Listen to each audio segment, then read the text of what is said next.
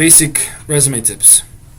Let's start with the design, right? Keep it simple, keep it visually appealing, and consistent throughout the resume. Whether you have 1 page or 2, 3 pages, it's relevant. Keep it consistent. Number one.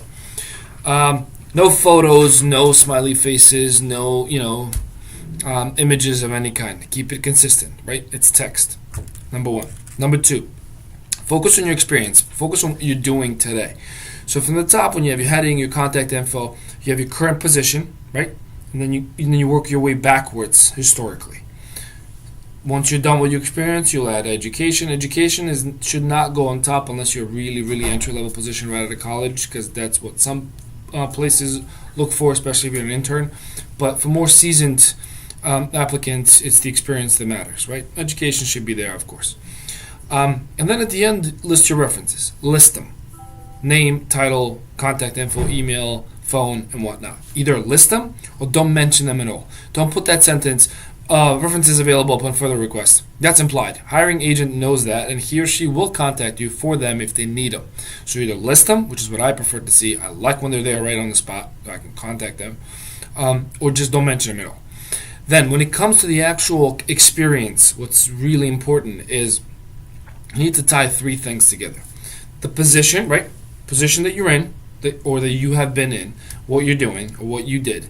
And then responsibilities of that position and accomplishments that you have made in that job.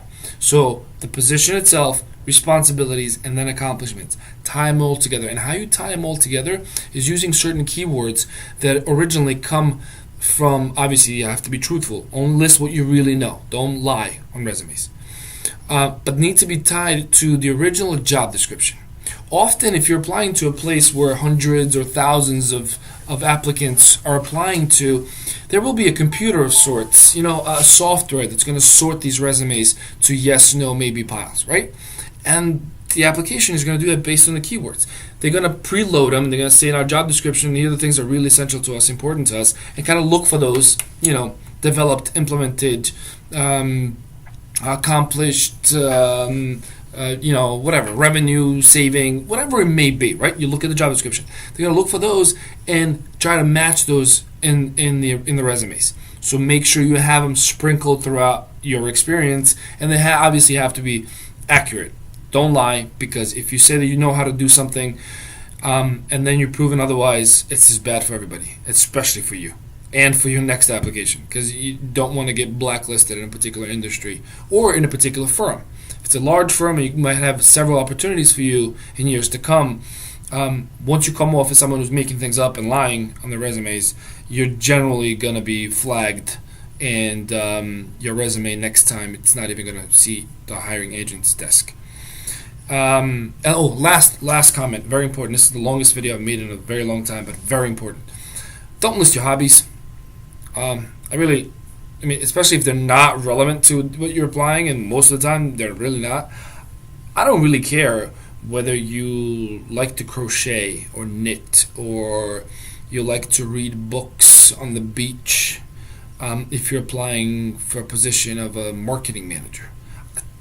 What's the connection? You know what I mean? You can bring that up in interviews if that conversation comes up and someone asks you, so what do you like to do in your free time? Perfect, bring it up. Not on your resume, okay? Keep it simple, keep it truthful, consistent, and tie it. So every resume, there's only one version of a resume, right? There's only one you. So it's one version. But the makeup, the polish on top is customized and tweaked for that particular position that you're applying for.